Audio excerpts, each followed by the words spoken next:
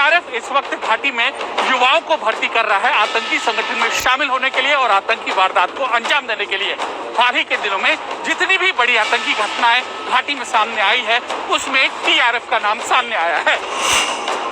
और वो सच है, आतंकी संगठन की रीब्रांडिंग, यानी उस आतंकी संगठन ने नाम बदल लिया, चेहरा बदल लिया, लेकिन न तो उसकी चाल बदली और न ही उसकी ढाल।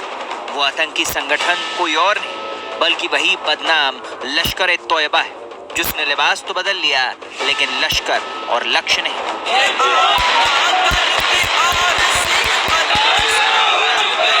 आखिर ये सब क्यों हुआ और किसके इशारे पर हुआ?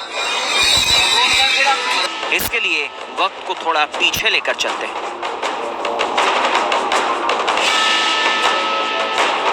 5 अगस्त 2019 यही वो तारीख है जो पाकिस्तान के पैसों पर पलने वाले आतंकी संगठनों के लिए काला दिन साबित हुआ, क्योंकि हिंदुस्तान की सबसे बड़ी पंचायत यानी कि संसद में धारा 370 को हटाने का ऐलान हुआ था।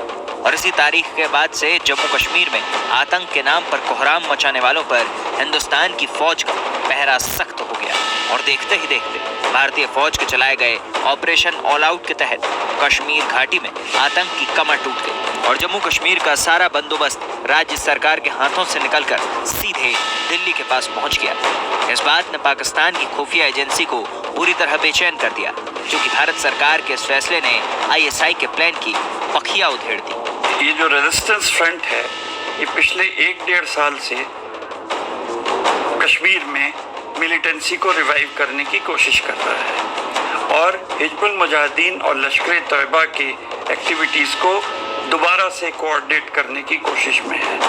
क्योंकि अगर कश्मीर घाटी पाकिस्तान की सरजमी पर पनाह लिए किसी आतंकी संगठन ने कोई आतंकी वारदात को अंजाम दिया तो भारत को पाकिस्तान के खिलाफ हमला बोलने से कोई नहीं रोक सकेगा। तब आईएसआई ने नई चाल चली और साजिश के तहत लश्कर-ए-तोयबा के आकाओं को नई प्लानिंग के तहत नई ब्रांडिंग करने का फरमान सुना है। और ये टीआरएफ उसी नई ब्रांडिंग का नया चेहरा लेकर बीते करीब 20 महीनों से कश्मीर घाटी में उत्पात मचाने की फिराक में है। दरअसल पिछले कुछ समय के दौरान सुरक्षा बलों ने ऑपरेशन ऑल आउट 2 जो चलाया है, उससे आतंकी संगठनों को बहुत ज्यादा नुकसान पहुंचा है। टीआरएफ इसी नुकसान की भरपाई करने में जुटा हुआ है। वो लगातार संसाधन मुहैया करवाता है निष्क्रिय हो चुके आतंकी संगठनों को और समय समय पर जिम्मेदारी भी लेता है। बीते 15 दिनों के दौरान जम्मू कश्मीर में 2 बड़ी आतंकी वारदात हुई, जिसमें टीआरएफ का नाम सामने आया। ये वारदात है त्राल में राकेश पंडिता हत्या और सोपोर में आतंकी हमला, जिसमें 2 आम नागरिक और 2 पुलिस वाले भी मारे गए थे।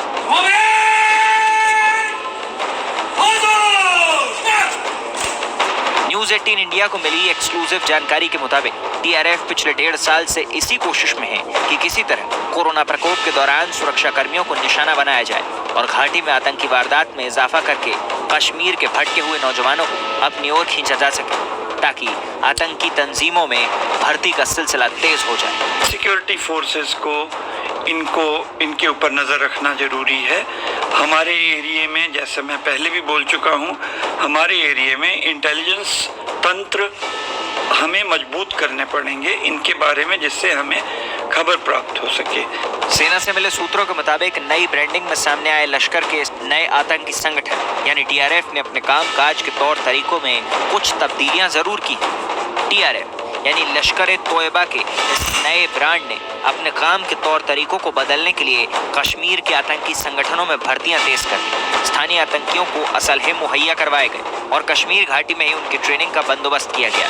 इस संगठन ने अपने नए रंगरूटों को मोबाइल से दूर रहने की सख्त हिदायत दी है। साथ ही ताकीद है कि सोशल मीडिया से वो दूर ही रहे। इसके अलावा इलेक्ट्रॉनिक सर्वेलेंस से बचने के लिए मानव जासूसी और खुफियागिरी पर ज्यादा जोर दिया गया है। पाकिस्तान की बदनाम खुफिया एजेंसी आईएसआई की शह पर टीआरएस घाटी में सक्रिय है और आतंकी वारदातों को अंजाम दे रहा है, लेकिन सुरक्षा बलों ने भी अपनी पूरी तैयारी कर ली है। अब देखना यह है कि कितने दिनों तक टीआरएस घाटी में सक्रिय रह पाता है। रामविलास पासवान के निधन के 8 महीने के